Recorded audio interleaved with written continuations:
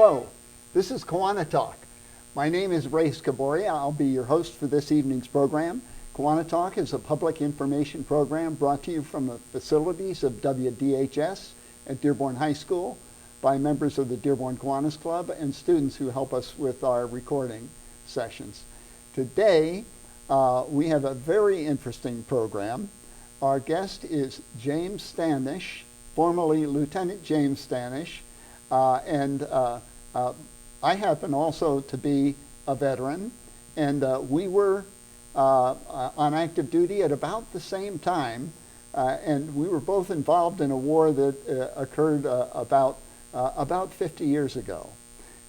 Jim, it's really nice to, I'm going to call you Jim during the show. That's very good. Okay. Yeah, give us a little background of your experiences in the service. Well, first of all, I'll start out with where I was hatched, basically. I went to Western Michigan University, and I graduated with a degree in psychology. And I was engaged with the ROTC program. When I graduated, I received a commission as a second lieutenant.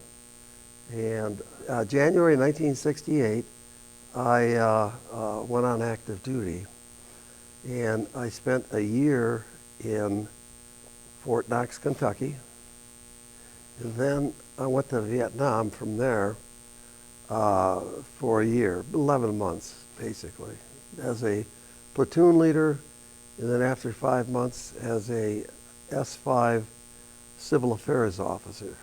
Okay. And Jim, you're quite the photographer. You've taken some really excellent pictures that we've seen, and of course our viewers are going to see. And these kind of give a pretty good background of some of your experiences in Vietnam. Is that correct?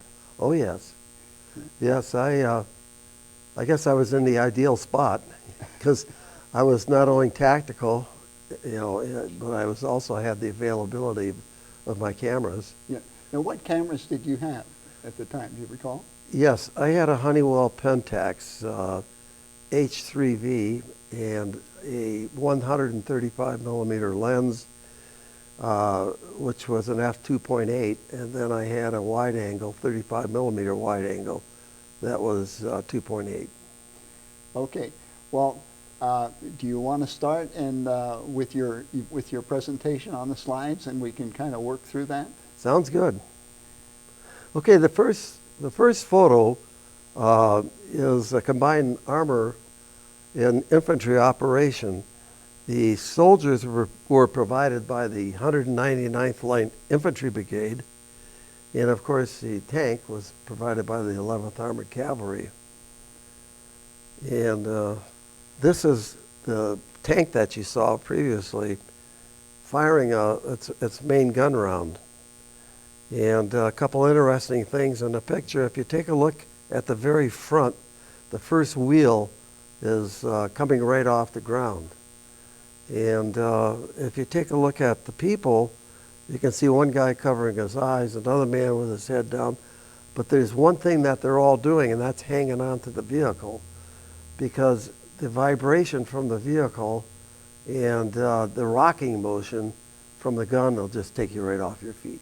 Like in a minute. It's off the ground because of the recoil, is that correct? That's exactly it. 52 tons of recoil.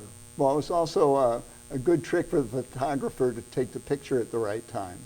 Yeah, I was. You have to time that picture to get the effect. I was pretty good at that. Okay. That's a C-130 cargo plane coming in for a landing on the advanced airstrip at Loch Ninh, which is part of Bin Long province. Now, where is Loch Ninh? That's like central South Vietnam? No. It's up around Cambodia. Okay, up around Cambodia. Yeah, okay. It's about 13 miles from Cambodia. Okay. Yep. Okay. And just as far as the C-130s, I rode around on them quite a bit too, because that was when we were in Vietnam. Everybody's transportation was pretty much C-130s from one base to another. That's correct. Major base, where they had the airstrips and so on. Sure. Now there's a C-130 taking off with a little bit of debris left behind. If you notice on the left side of the picture, there's damage from the aircraft itself, and of course you can see a tail section. But the wreckage is there, and there's no sense in salvaging it. So, like many things, it just stays there. As I was going through the jungle, I went through several forward strips, and not all of them, but a couple of them did have tail sections, either C-123s or C-133s. Yeah. When I was, part of the time when I was over there, I spent part of the time in Da Nang. And in Da Nang, at one end of the airport, they had a huge, it just looked like a big junkyard. And what it was all heavy-duty equipment that was non-functional. And I don't know if they salvaged parts from it, but these vehicles, I'm sure they never left Vietnam. It was just a huge junkyard with Right. A lot of the equipment was heavy. These heavy junkyards, I just kept out in the field because it didn't make sense to bring it back anywhere. Yeah. Shall we move on? Yep. This is a jungle battle scene. This is probably the closest you're going to see of an actual contact, heavy contact with the enemy. And you'll notice in the center of the photo, there's an M48 tank. The M48 tank weighs 52 tons, and it was our primary mover. In other words, it moved through the jungle, the triple canopy jungle, heavy jungle. And the soothsayers said that it can't be done. You know, you got to use them for roads because they'll get stuck in the jungles. They didn't get stuck. What would happen is that the smaller vehicles would go right behind them. I see. And so we were right in where everybody else was at. Just a whole long line of ACAVs. ACAVs are armored cavalry assault vehicles. Okay. Oh, there's the guy doing a river operation. He's got a pole in his hand, and he's sticking it inside the side of the river to look for tunnels. Okay.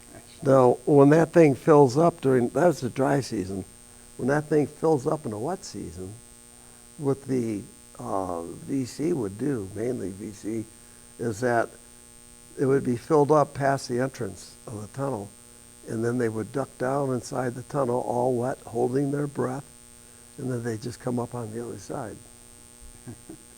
Well, I'll tell you what, they were pretty innovative with their tunneling, were they not? I've read about the tunnels down around Saigon where some of the tunnels came right into town almost. You know? That was the Cu Chi tunnels. We had I'd been there, and I had a good tunnel rat. Go down there with it. Okay. Okie doke, we'll move along. Okay, that's a closer view of the M48. Again, it weighs 52 tons. It has a 90 millimeter gun and a diesel engine. It has a range of 300 miles. But it's what put armor into the middle of the jungle. Yeah. Now, the Army also had an M60 tank, but did they not use that over in Vietnam? M60, I think, was a heavier tank. It was really a logistics problem because they had, in all the supply centers, they had 90 millimeter rounds. Okay. So logistically, the Far East was set up perfectly, for the M48. Okay. And the M60 isn't that much heavier, or, not that much advantage. Well, when I was in the Army, I did my officer's basic at Aberdeen Proving Ground, which is the Ordnance Corps' APG, right? And so one day they took all us, we were all lieutenants or second lieutenants, and they took us out to a field, and we all went around this mud bath in an M60. And everybody, at the end of it, there was this big puddle of water. And you had to take the tank up at the top and dip it down, and then just as it came down, you had to gun it and bring it out. Yeah. And then one guy at the end, he gunned it on the way down, and the whole tank, where Filled up where with water. filled right up with water. They just jumped out of it, and the tank stalled out because. When I was in training, I had a similar experience. We were tactical, which means, you're ready for anything that can happen. So I had my main gun on it was an M60. And what I was trying to do is I was trying to time the little valleys Yeah.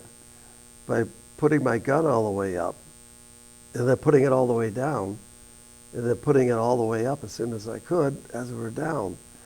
And I plugged that thing up. Oh, You got it a little out of phase. Yeah, oh. You should have seen that crew. They looked at me. And, They didn't make you clean the gun yourself, did they? Enough said. Well, let's see, where are we going now? Next. That is combat damage. If you notice, there's a little plug, aluminum plug, that's welded into the side.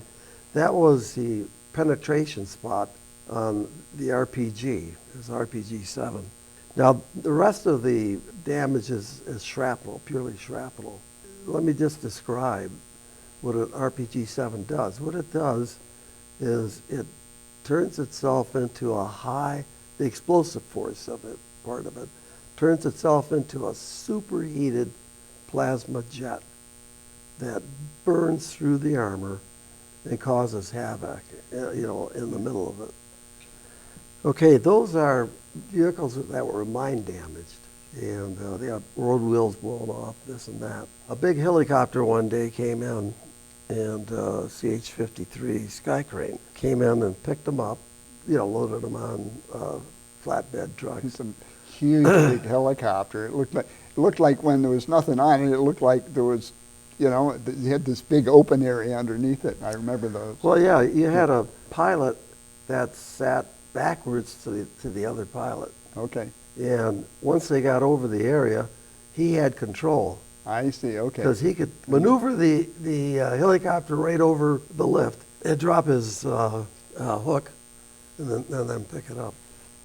That is the B-52 strike. Okay. I don't think anybody in America that's listened to news ever heard of a B-52 strike.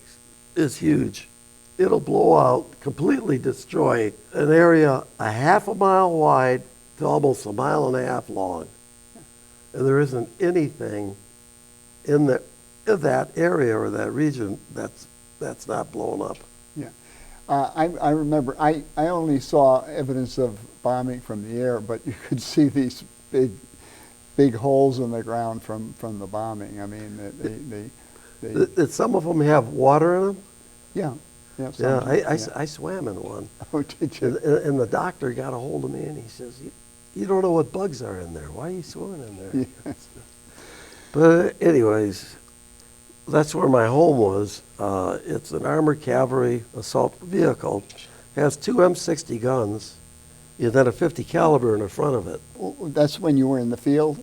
Yes. And that's the inside of the vehicle. On the left and right-hand sides, you'll see huge ammo cans.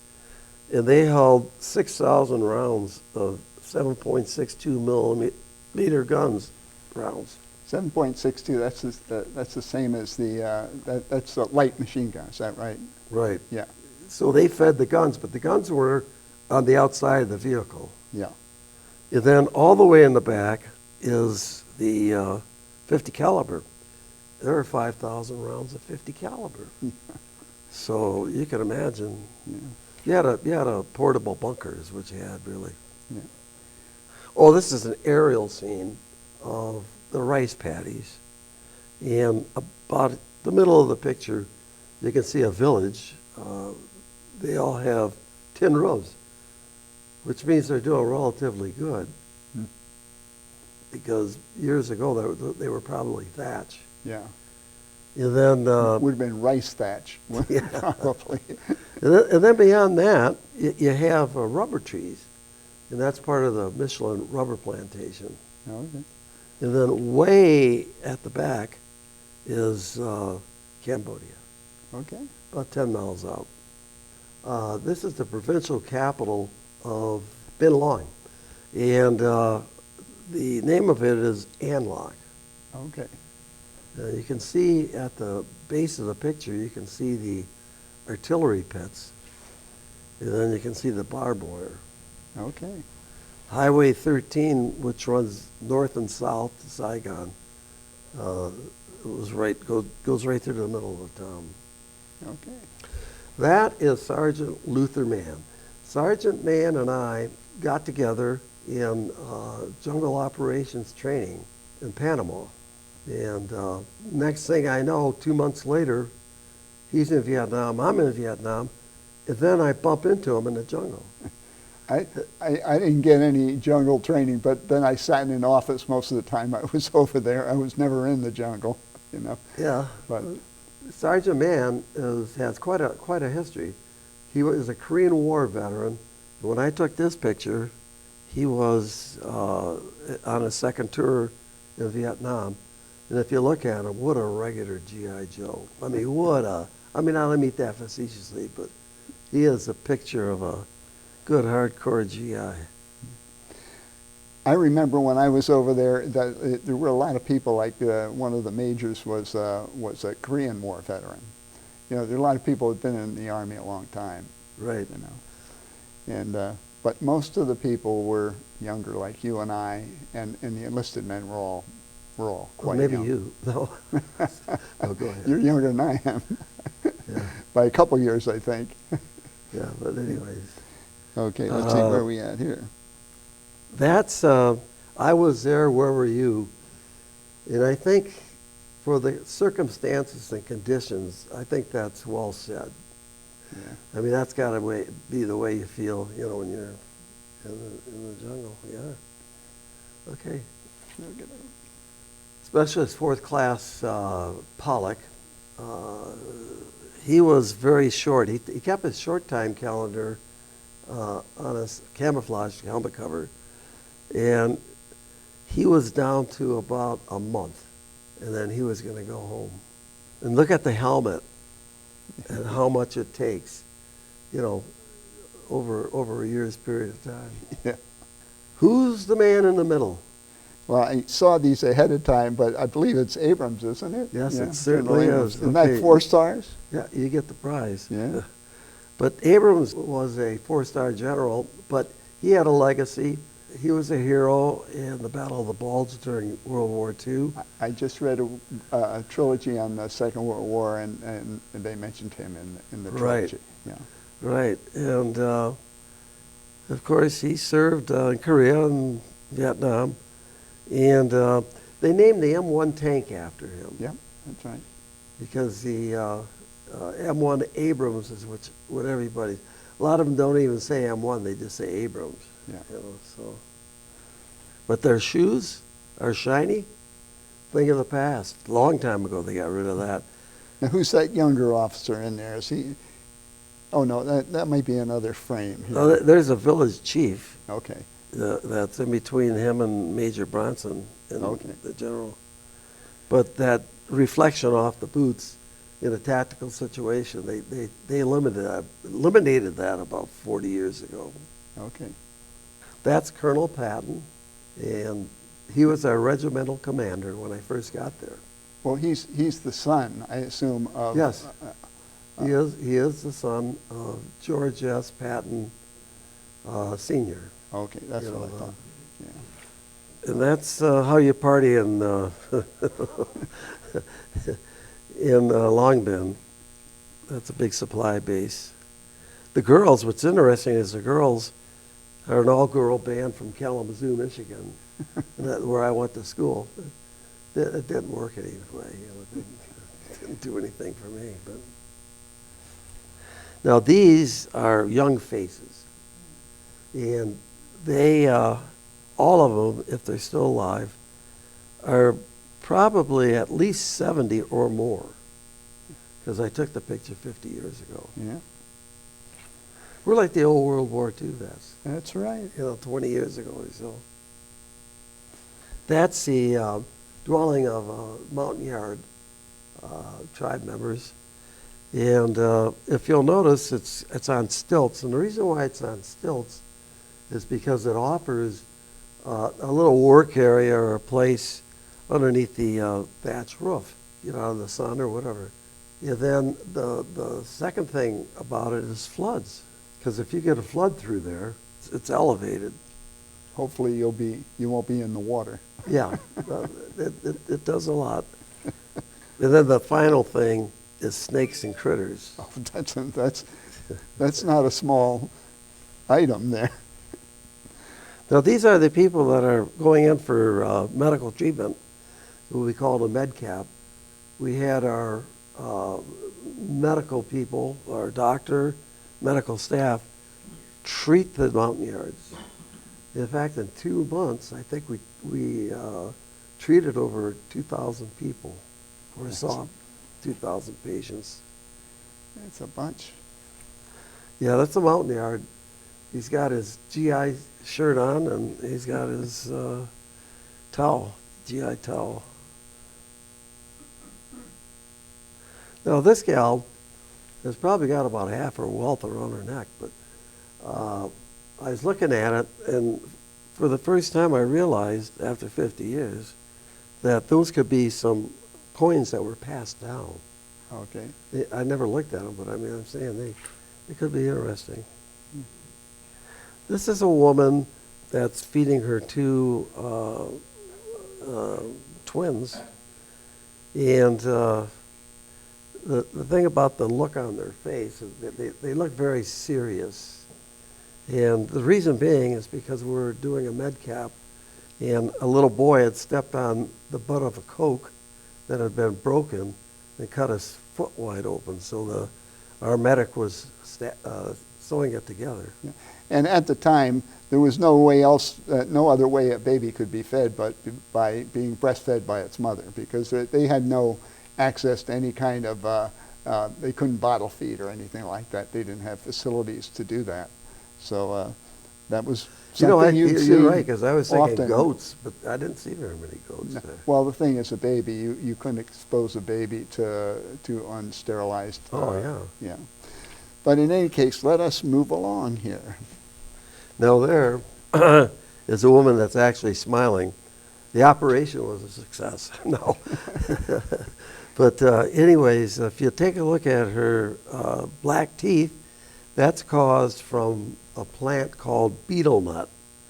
And it is a mild narcotic that takes the pain away from the teeth and the gums, but it leaves the teeth black.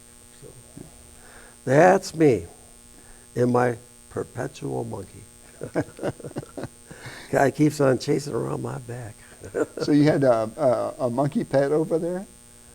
Well, no, I didn't. No, I didn't. And the thing did its duty on me, and boy, I'll tell you.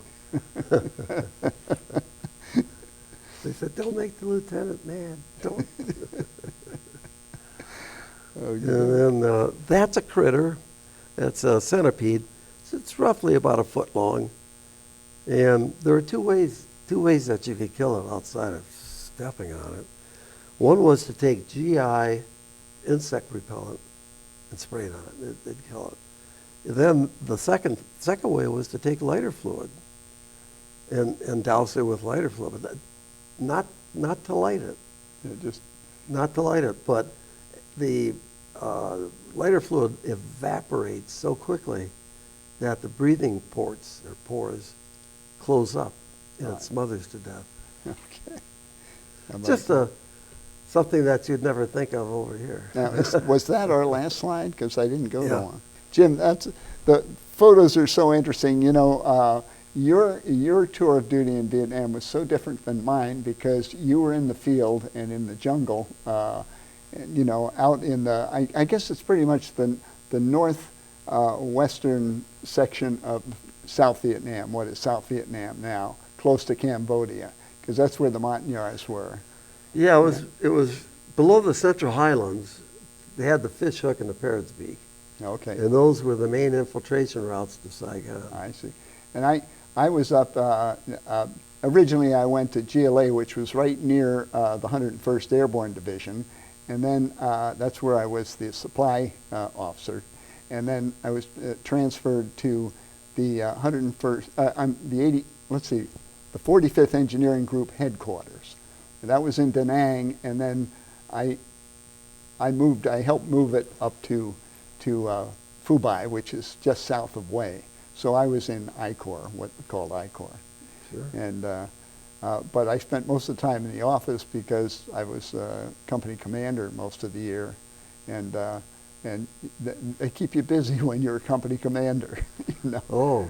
You're a pay officer, especially and if you're all in the those rear. things, you know. If you're back in the rear, you've got a very busy life. Yeah, yeah, we were pretty busy, and what happened with me is that the people in the headquarters company, like surveyors and people like that, they were temporarily assigned to the various battalions. So on payday, you have to go pay them wherever they were.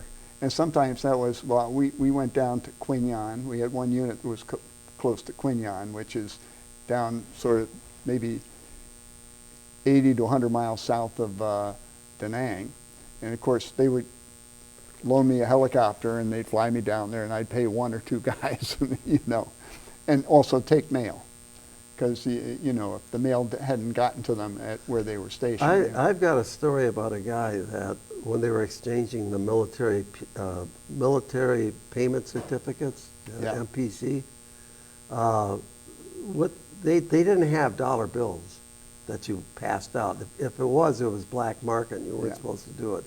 They had the military payment certificates, and when they changed the process over, you know, without notifying anybody, then you had to turn yours in to get some new ones. Yeah. Well, the Vietnamese, they've all got these military payment certificates. Yeah, So now they're changing. Their money isn't worth anything because it doesn't. But I had a friend of mine that had that job for the whole squadron, and he was in the mess hall, you know, counting up the MPCs and everything. A mortar round started coming in. Everybody else ran immediately to the bunker. So he's trying to hide them. I don't know what he was trying to do, but he ended up getting killed. You know, and Boy.